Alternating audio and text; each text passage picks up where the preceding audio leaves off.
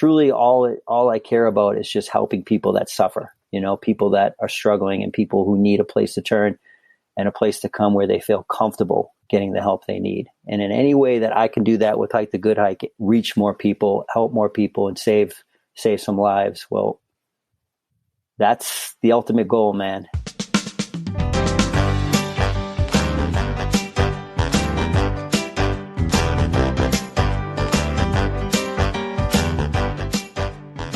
Welcome to the Nouveau podcast, the podcast that models healthy communication for men, empowering them to start the journey of self-work. Now here's your host, Thomas Pierce.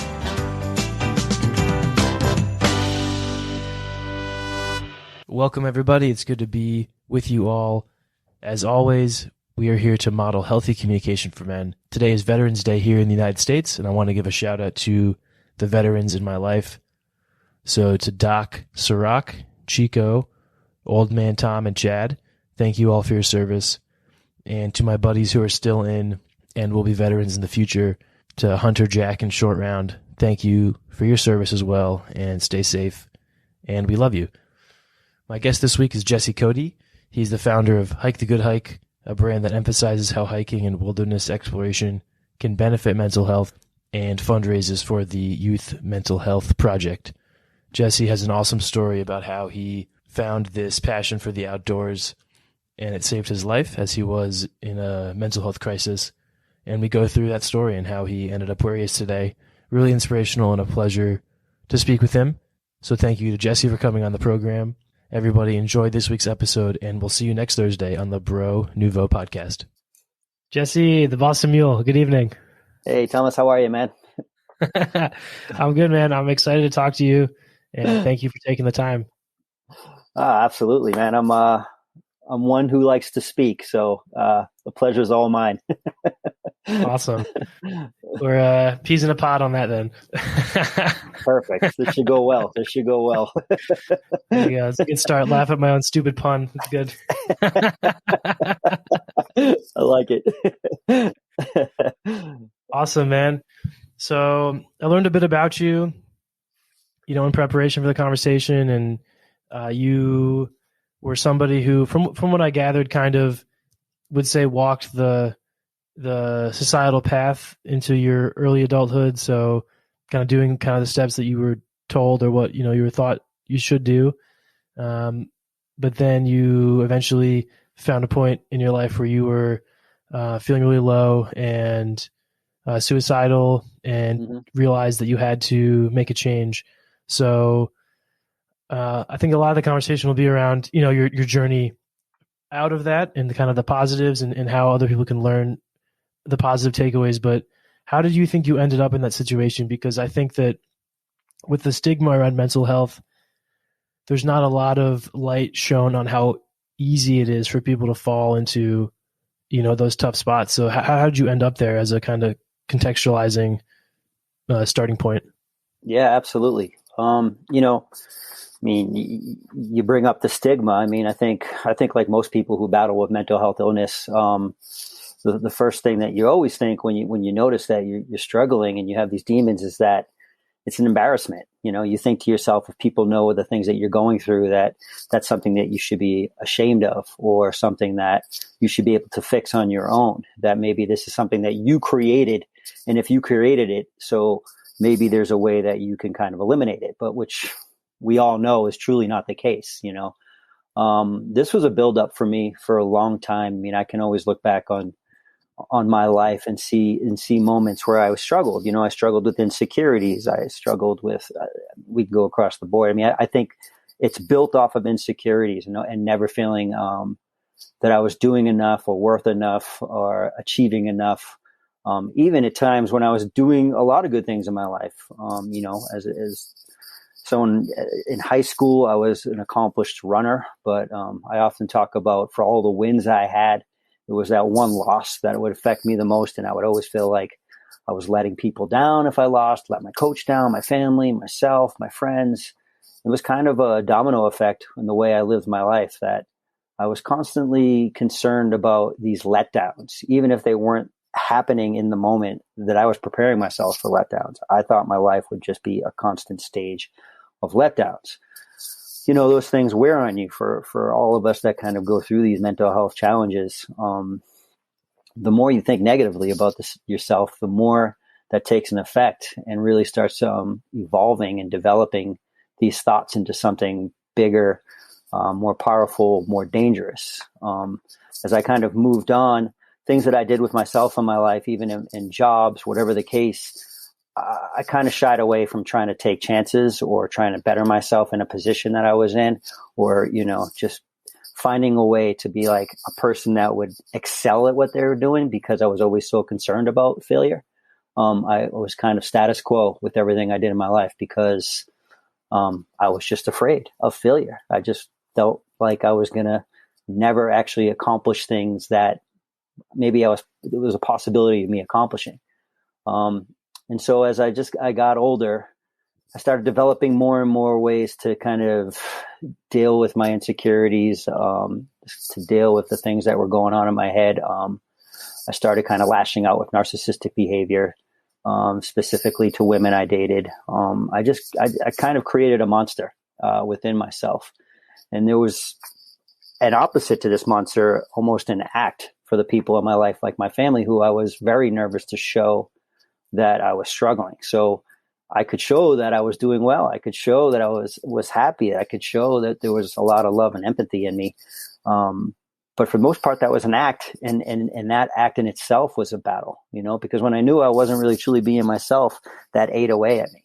I really couldn't find my way out of this small little room with these walls that were closing in. Everything just seemed wrong to me. Everything just seemed to be at a place where I could do no good. I couldn't step out of this room. I couldn't push these walls away. I couldn't find my way into some light that would explain to me how I could actually live a better life. And so, this build up for so long, as you mentioned, got to a place where I started thinking to myself, if this is the best that I can be, then what's the point? Why be here if you're no good for yourself, you're no good for others, you're not excelling in life, you're just kind of at this place that even though some may think you're doing okay, you're not.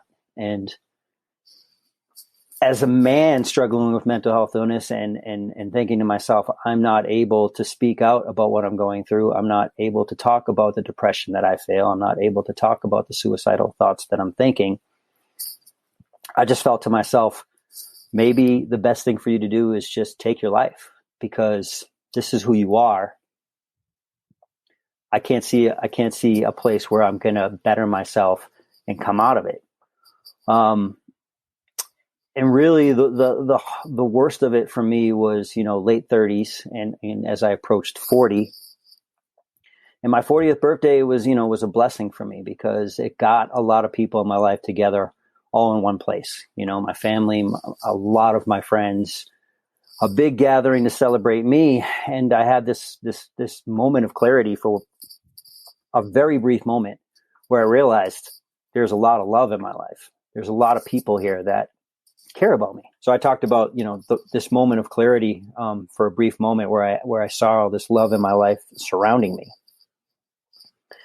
And I thought to myself, with all this love in my life, how can somebody constantly think about taking their life?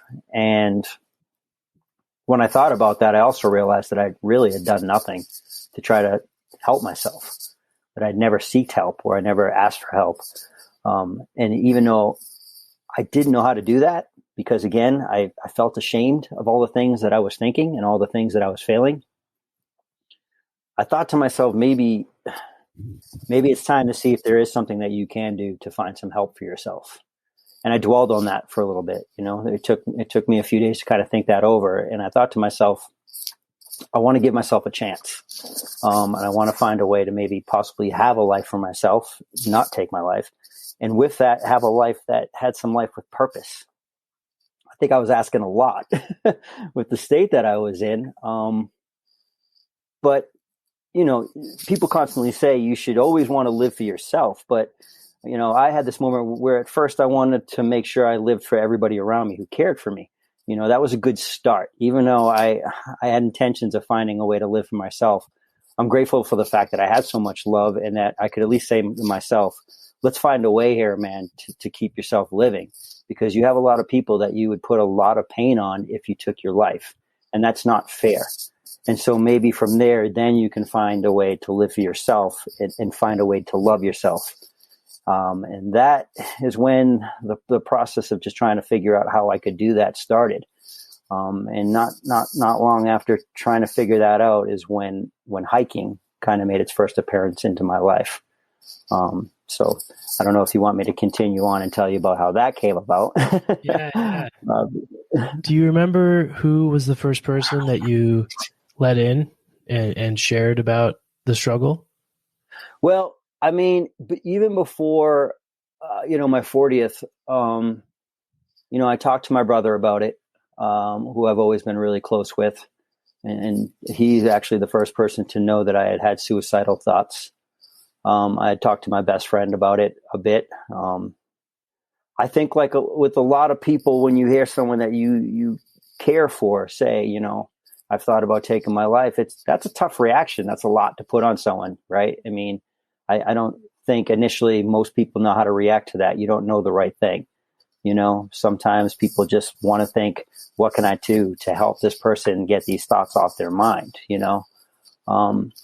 I can remember letting them in, and, it's easy for me to sit here and say, well, that was a cry for help, but I don't know what my thought process was. I just think I needed to say it out loud, but I didn't know who to say it to. So I found the two people in my life that I was most comfortable with, who certainly were there for me and certainly listened and certainly supported and wanted me out of this way of thinking, but probably in the same sense when, maybe a few weeks later when they talked to me and said, hey, how you're feeling? The lies started again. Hey, I feel a lot better. Things are better. I'm not thinking these thoughts anymore, but that wasn't the case. It was truly just the same, if not worse, but again, it's just that feeling of embarrassment that kind of kicks in. It's just this natural feeling of, let's get them to back off because I'm ashamed of these feelings that I'm having. So that's what I did. That's what I did. And these feelings were certainly just with me at all times. It was a struggle, it was an everyday struggle. It was something that I thought about constantly, oftentimes I had a lot to drink and I lashed out at a girlfriend or whatever the case may be. I'm home and I'm crying in bed and I'm thinking about taking my life, and didn't think this was going to get me so emotional. I've talked about it a lot, man. Yeah, it's very, very heavy, man. Thank you for the courage to share. So the root of it in your remembrance was this feeling of not being enough or not being good enough. And I think there's a universality to that. That's probably a feeling that a lot of people have felt. And, with your kind of hat now that you wear of having the tools and skills to deal with this stuff, what would you say about how we can prevent future kids from feeling that? And say there's someone listening who has a young cousin or a child or a sibling, what do you think about what, could you draw from your experiences that we can learn about kind of preventing this in the next generation? Well, I mean, it took me 40 years, right? It actually took me longer because even though I found my way to hiking, that was 2015. And I started with the Appalachian Trail. It wasn't till 2017 that I actually said out loud that I was suicidal. It wasn't until 2017 that I actually finally went to my family and my parents and said, this is where I was and this is why I found my way to hiking. It was still really hard for me to say it out loud. So it's hard for me to say, like, how can we get the next generation before they get to, late 30s and 40s to kind of confront this. But I think as a society, what we really need to do is we need to be more supportive in the sense that we have to kind of speak out loud that we're here for people that are struggling with mental health illness, right? I think about this all the time, man. Even like coming off this last hike that I did, for me now to be a mental health advocate, this is a tough field to get into because I am fighting a narrative that people are still afraid to talk about. And that certainly is the case with media, with politicians, even though we're seeing steps, going further and doing the work to try to help, it's still hard, man, it's still hard to get people to listen and say, hey, we want to help you tell your story. I mean, recently a lot, when I'm scrolling through social media, or if I'm just scrolling through outdoor news, through magazines, online magazines, most of the headlines are about people who have done incredible hikes at an older age, or have done it in a speed time. I just saw recently that there are these 3 guys in their 20s that did all three of the major hikes in the United States in a calendar year. These are the headlines. You don't get these headlines saying this guy went out and hiked this hike and raised X amount of dollars to bring awareness to mental health illness. It's still just, it's crawling and like almost in a sense getting down your knees. Yeah, it really is. And it's not to say that they're not doing it. It's just not enough. And if we want the younger generation, if we want people to feel comfortable to come out and say, I need help, we have to display ourselves in a way that we're there to offer the help. We're still at a place where it is very scary, regardless of what age, gender, or whatever it is, to say the words, I'm suicidal. We're not giving the stage. We're not giving a place where people can come to and finally say, hey, I think we're at a place where it's comfortable to say that, and that I can seek help, and that I shouldn't be ashamed of the way I'm feeling. So if you want to ask me what I think, from my experience, what we can do is, I'm a mental health advocate. And even though these things frustrate me, that like, I reach out to these magazines, I reach out to this media, and I say, hey, here's what I've just accomplished with the hike and how much money I raised. And it all went to a program called the Youth Mental Health Project. By not highlighting that, by not telling these stories, you're only going to drive me to go harder. I'm only going to work harder to become a mental health advocate. My goal is to be a mental health advocate in this country that's at the top, that's heard most, that I'm going to use my feet, I'm going to use my voice, and I truly believe I'm going to get to a place where people will listen. But it's going to take more than one person to do that. It's going to take a village, right? And so in order for people to feel better about it, we, the supporters, have to be louder and have to present ourselves better to give these people a place to come. And that's truly what I'm trying to build with Hike the Good Hike, a place that people feel comfortable to come. And even if it's just reaching out through an email and just saying, I need help, I want myself, the people that are working with me, the team that we're going to grow, to be able to be there for the people that need that assistance. That's awesome, man. Well, your passion is apparent, and it's cool. I just had a different recording with a psychiatrist, and I asked him about, for him, what's the opposite of toxic masculinity? And he said wholesome masculinity. And he said specifically, like, what that looks like is leveraging the anger, right? Or the passion and those kind of innate, really primal emotions that we have as men, and channeling it in a productive outlet. And I think that's what, you're doing with that passion you have, which is awesome. Yeah. So, it's funny that you say that real quick. It's, yeah. A lot of people, I think, in my position who have like reached out and asked people to kind of help tell my story. And I've literally heard a lot of times I don't even hear back from these people, and in a lot of people in my position may say, here's what's going to happen. I'm going to work even harder. I'm going to get to the place, and you're going to come a calling. And a lot of people might say, and when you do, you had your opportunity. I'm still ready. Like, what I'm doing, what I want to do is I want to help people that are struggling.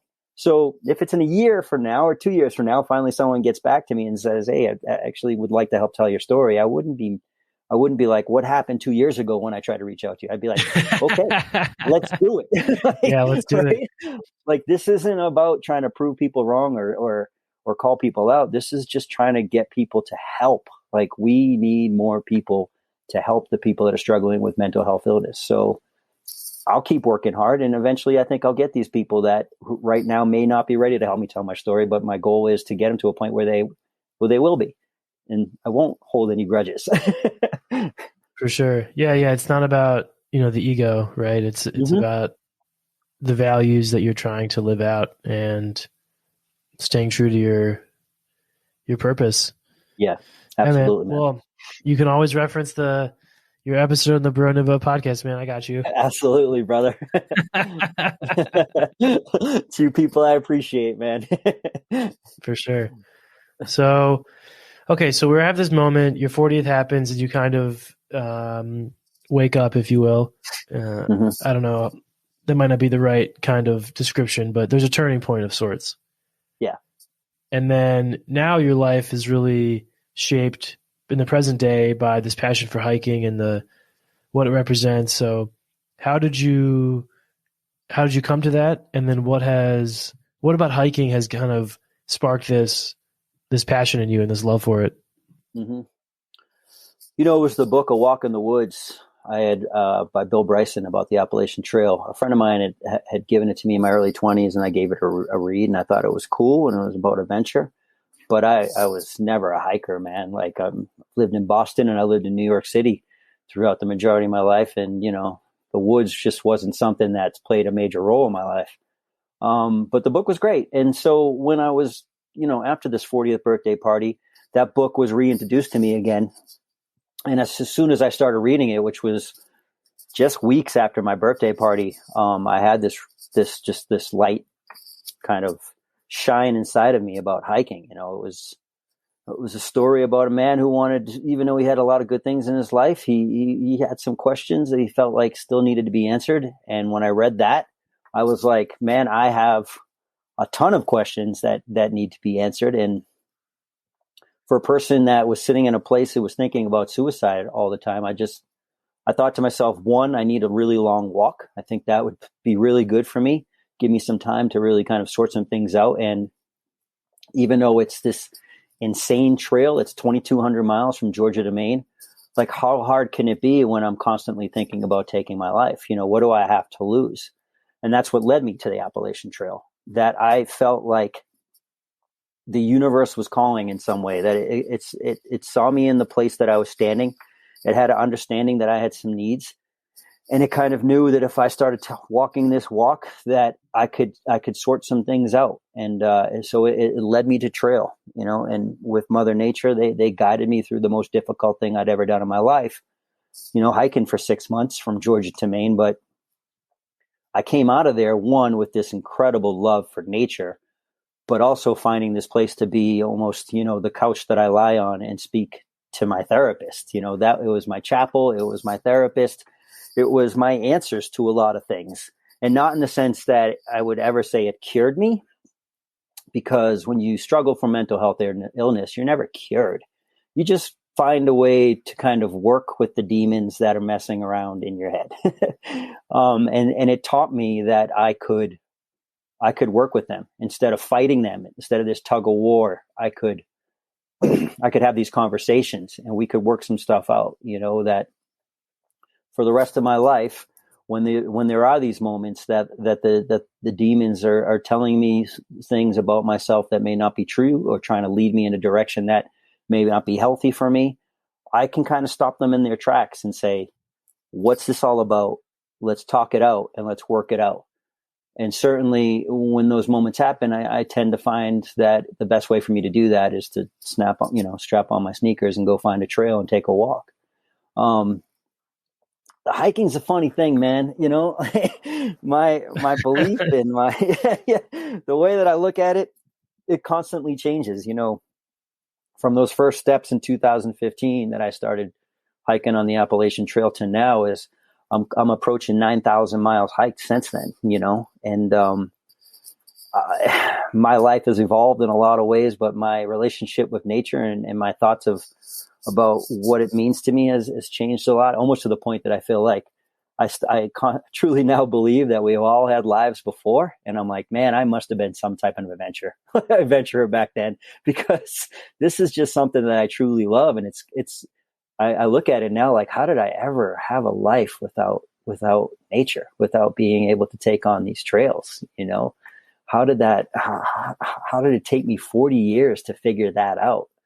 And so there's just this peacefulness to it, right? But there's a challenge to it. So, I'm an endurance hiker. My hikes I'm out there for months, and I'm hiking 20 plus miles a day, and it's a grind, and it beats me up, and it challenges me, and Mother Nature and the universe always will tell me nothing will come easy. You're going to have to work for everything that you want in your life, man. Just in the same sense, if you want to get up and over a mountain in a hike, you're going to have to climb. It's going to be hot. You're going to have to struggle at times. You're going to have to fight it. It's no different with the things that can go on in your mind when you're suffering from mental health illness. So that's one thing about nature, is that it taught me how to kind of work through things, because nothing just comes easy in life. And I think that's for most people, whether you suffer from mental health illness or not. But when you're struggling with demons, it's certainly a bit harder.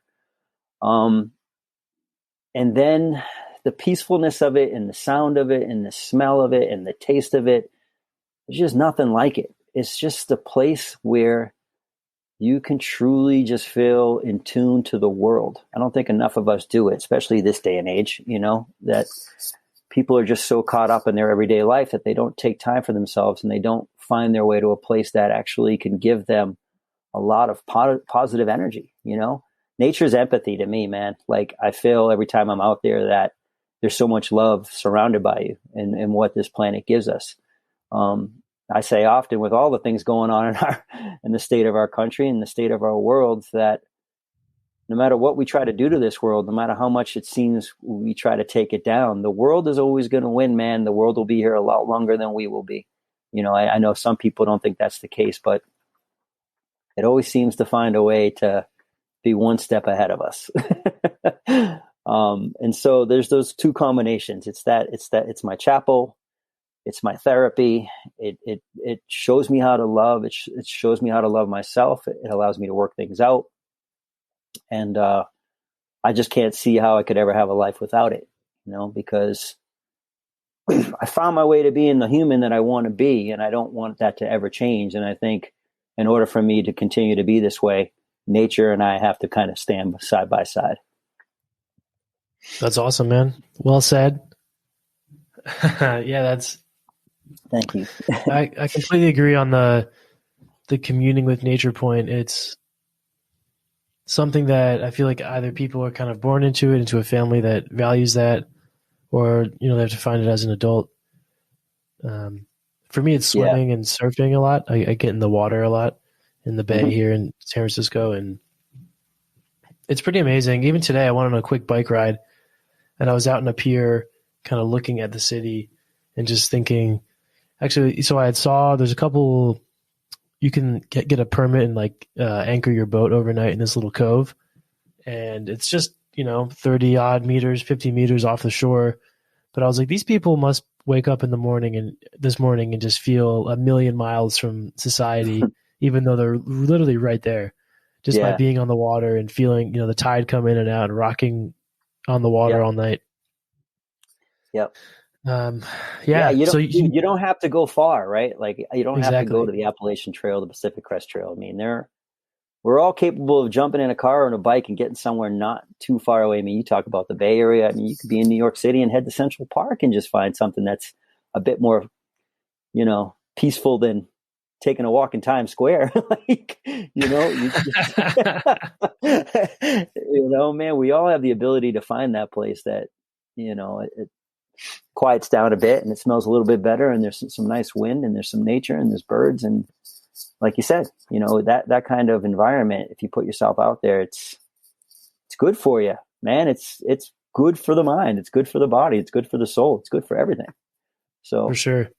You mentioned that, it's your therapy. Have you combined actual talk therapy with your recovery or medication at all? Have you because that's another thing that I feel like there's a stigma around, is like talking about going to therapy or being on medication. So is that part of your kind of healing journey too? So it's not. I mean, I'm really glad you asked that. I think that's an important thing to talk about. It's not, I've dipped my toes into therapy, but it never really stuck with me. I've certainly never been on any medications. I do different things. Obviously I hike, I trail run. I've recently started yoga. because I still suffer from anxiety. I want a lot in life. And when things aren't kind of coming at me the way I would hope, they cause certain things. But what I will say is that even though I'm a mental health advocate and my advocacy is towards trying to show what nature can do for you, I advocate for anything that works, man. Like, if I always tell people, if you're struggling, you should try everything. You should Right. give a shot to everything and find what works for you. It's better than not trying anything at all. And so you're never really going to hear me talk against anything. I'm never going to come out and say, hey, you should try this before you should try therapy. That's nothing that will ever come out of my mouth. I'm about people making the effort to try whatever they think may work for them and try all kinds of different things and find what works best. So hiking's works best for me. Nice. Activity has worked best for me. Those are the things, maybe, it's great that it really is a great question. Cause even I was on a trail run the other day and I thought about that. I said, maybe even just giving a shot to therapy wouldn't be bad.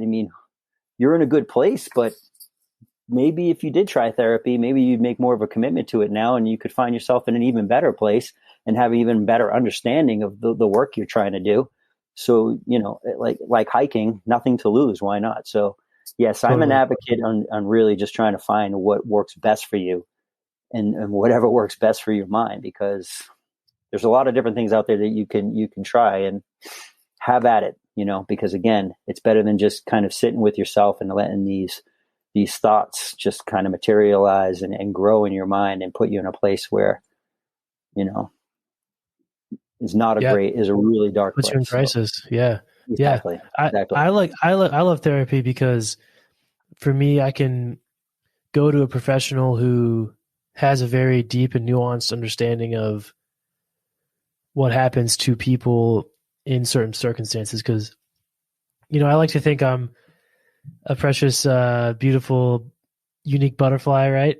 But ultimately, despite individuals thinking we're the most unique creations ever, like almost everything we've experienced, other people have gone through.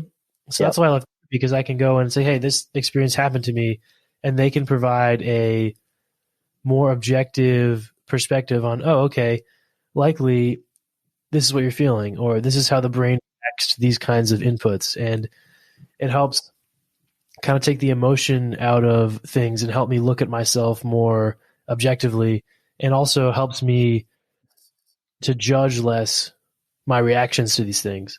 Right.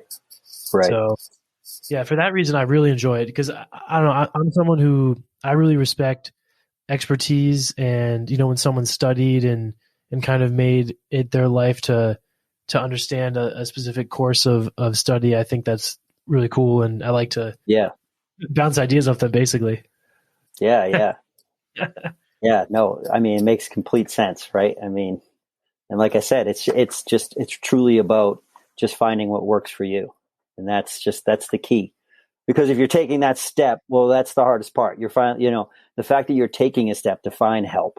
Well, that's the most difficult part of the whole process, is just being able to open up yourself to the world and say, I need help. And so once you get there, well, then you have these moments where you can really start trying to figure out what does work best for you and what works best for you, to figure out a way to have conversations within your head with yourself that you can find a way to be a better version of yourself, or the best version of yourself. And so some people like myself have found the ability to be able to do that on my own. And I don't think I do it on my own. I think nature speaks to me, Mother Nature speaks to me. She's my therapist. And some others, find therapy itself to be the way to go. And so, yes, let's, in the same sense, what we talked about before, to make things easier for the next generation, explore everything that you can to figure out what's best for you. It's just better than keeping it all to yourself.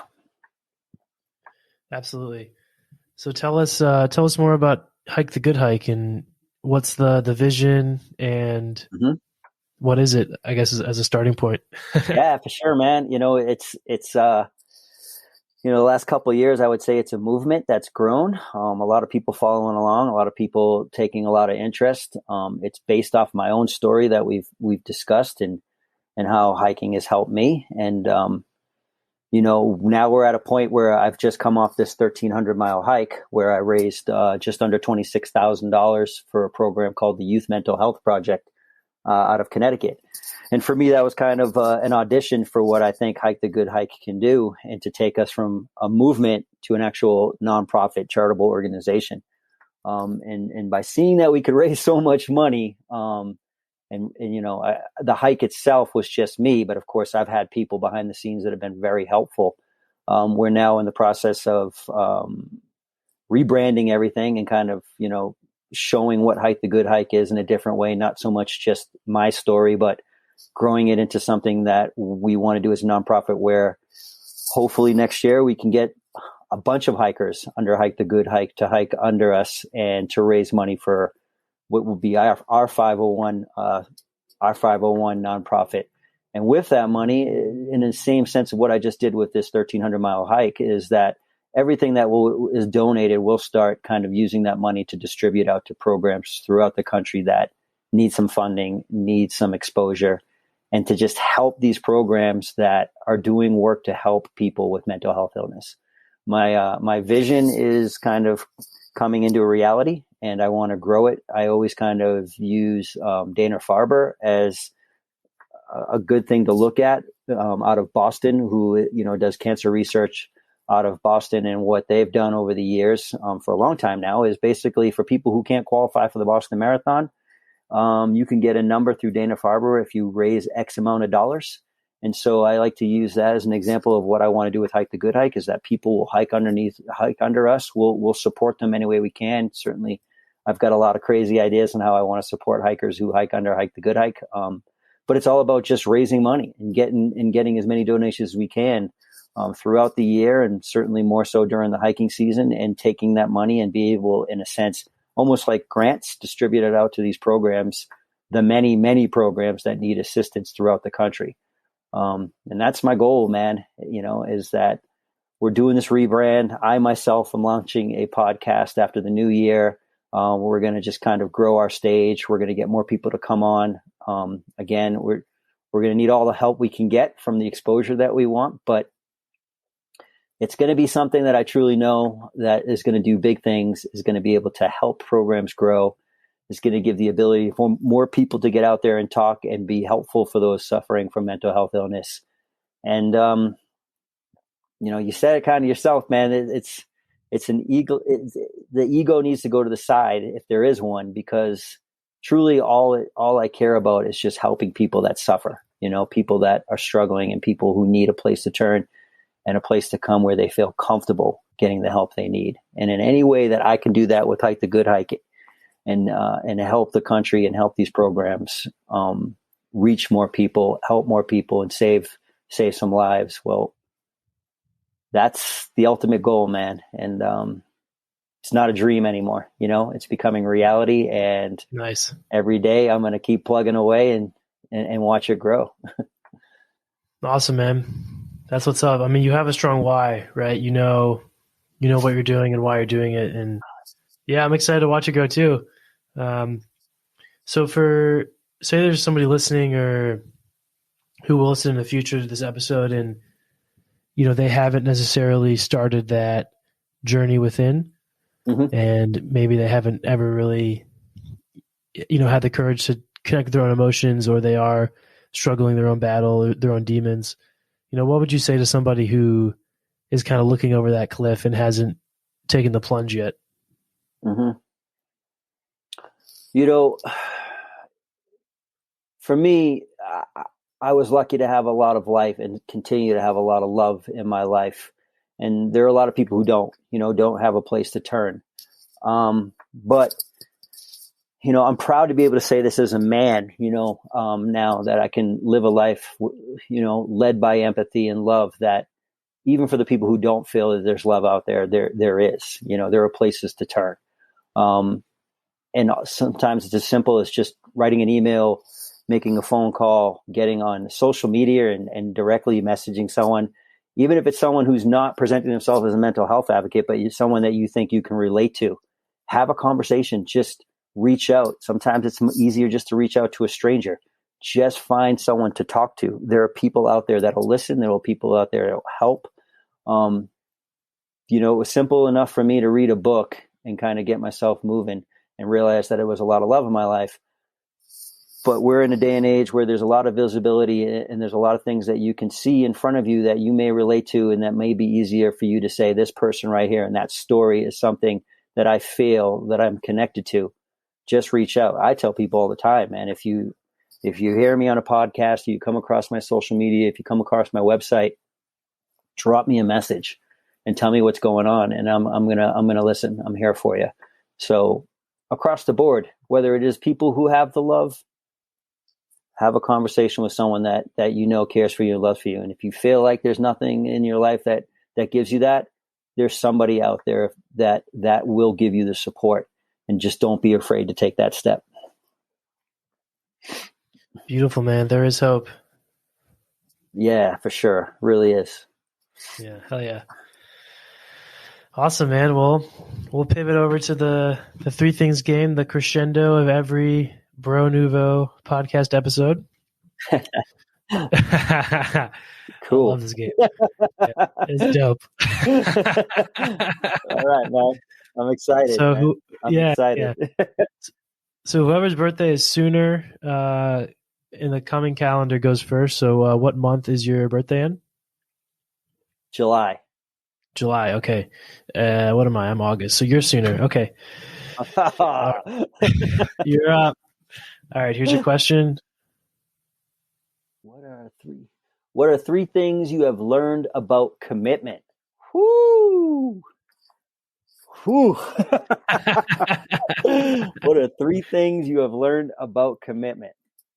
Well, one, truly know when you commit to something or someone that commitment you're making should also be committed to you. You know what I mean? We sometimes engage in something that we want to make a commitment to, and whether, again, it doesn't have to just be a person. It can be a job, or it can be hiking. It can be whatever the case may be. Make sure that there's a commitment coming from both sides, because if there's an ongoing battle between the two, it's just the commitment's never going to work. It's never going to work out. So that's one thing, that the commitment should always kind of, materialize between whatever the two things are. Also, whatever you're making commitment to, love it. You have to have love. If it's job, if it's exercise, if it's a book, whatever. I want to read this book. I want to listen to this podcast. I want to go for a run. I want to go to the gym. I want to love this person. You got to make sure you love what you're doing, man. I stuck in a career for 19 years and I never loved it. And I thought to myself, I can't believe I went that long in something that I didn't love. And now what I'm doing with my life, I love it. And that's why I'm so passionate about it, is because I love it. So there's two things, right? You got to love what you're committed to, and you got to make sure that the thing that you're committed to is also committed to you. And number three, commitment cannot be half-assed.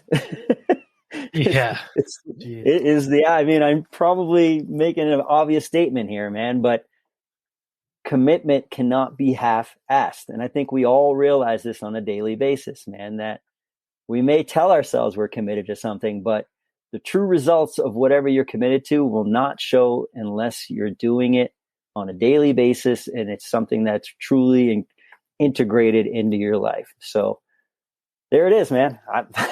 Three things. Nice. Well said. All right. Yeah, I agree. Especially on all of those points, but the piece about really, committing to it, to use every English teacher's worst nightmare, like to find a word in the description or whatever. But doing it every day and not half-assing it, rather going on. Not half-assing it. Yeah. Life is too short, man.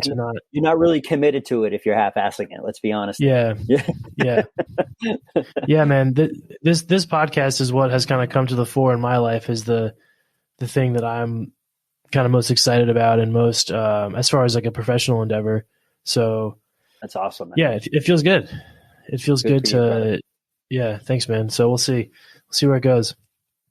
Okay, here's my question. What are 3 things you have learned about business?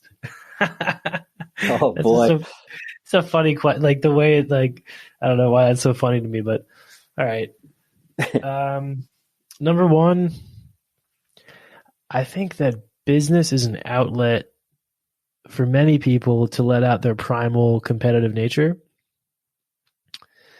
So specifically we operate in this capitalistic economy where top products rise, economies of scale, drive efficiencies, widen the margin, and people love that. And a lot of people get caught up in that. And I could see myself kind of playing that game forever, and I'll have to, in some way to make a life, but I don't want to have my life be defined by that, I realize. Mm-hmm. Yeah. That's number 1. Number 2, man, you can make a business out of anything. Like podcasting, for example, is a medium through which people have made dumb money. And if you had told someone 30 years ago that it's not quite radio and you have to get it on the internet, but you can make a lot of money on it, people would be like, what? So I think like not having limiting beliefs around what can be a successful business and trying it and kind of believing in oneself. Like if you have a passion to make it a business is good. And then number 3, I'll switch to a more metaphorical one. I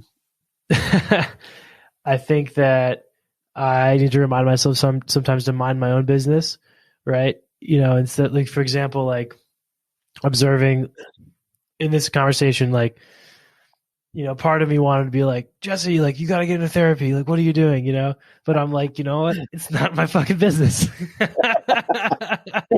Like, grown ass man can do what he wants. It's not my place.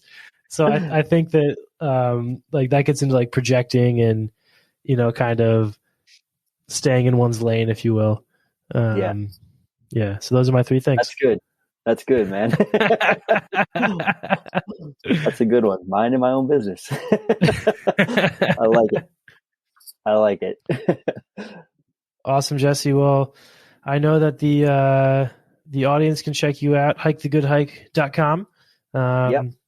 What should they be looking out for, or kind of what's on the horizon for you guys over there?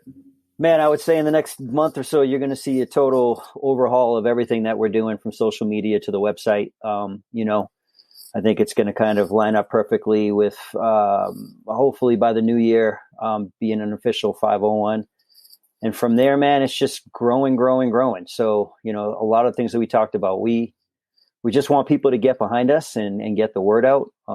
We're doing some good work. We're trying to help people, and I can't see how people don't want to get behind that, right?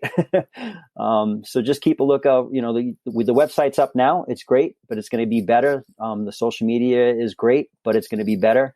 And before long, we're just going to get a lot of people on board that are going to help us grow. So, help us spread the word. That's the best you can do for me right now, and support if you'd like. Right on. Awesome, man. Well, good luck, and thank you for normalizing this conversation and all the people and lives you're going to touch and inspire, man. So keep it up and best of luck, man. Thank you, Thomas. I appreciate it, brother. Thanks for having me on. Absolutely.